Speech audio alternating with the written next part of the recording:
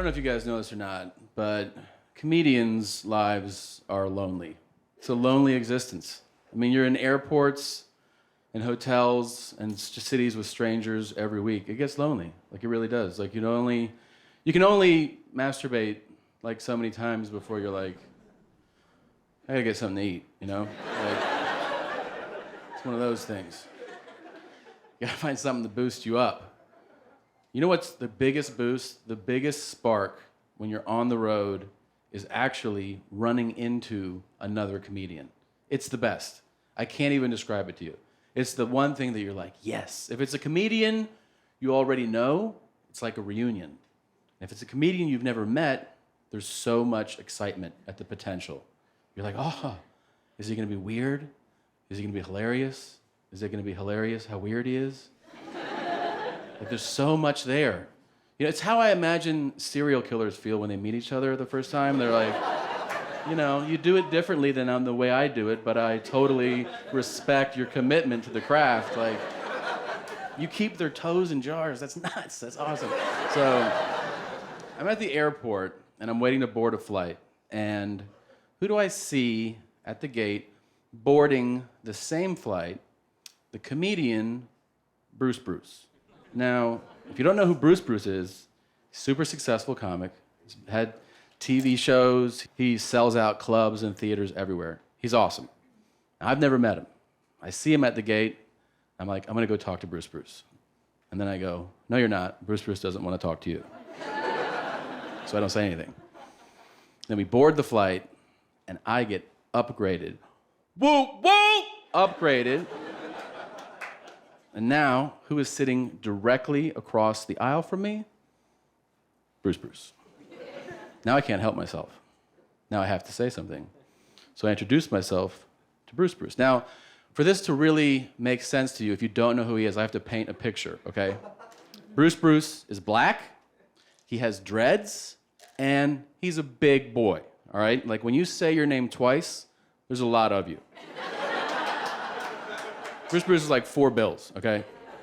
So, I might name myself Tom if I gain another 100 pounds. So, I'm sitting across the aisle from Bruce, and I introduce myself, and he could not be nicer. Just to give you an idea of his status, we're at the gate on this plane, and the flight attendant announces that we're stuck at the gate. And she says, you can get off if you want to. Just take your boarding pass with you, and then you can get back on. So as I'm talking to him and they say that, I go, I'm not getting off. And he goes, I'm not getting off. And then a woman, a passenger from the back of the plane, walks up, and she leans down to him, and she goes, I'm getting off. Is there anything you want or need? And he goes, I would love some candy. And she goes, candy? And he goes, Twix, Skittles, shit like that. And then she gets off the plane, and I go, who is that? And he goes, I don't know. And I'm like, are strangers just buying you candy? And he goes, yeah. Like, that's Bruce status, okay? So we keep talking. We start talking about gigs that we've done, and we start talking about comedians and who's funny, who are the funniest comics ever. And we start literally listing comedians through time. Like, we start with like Lenny Bruce and Dick Gregory, and we talk about George Carlin and Richard Pryor, all the way through Eddie Murphy, and then to today, you know, Kevin Hart and Dave Attell. And then Bruce says, that's all good, but do you know who the funniest cat of all time is?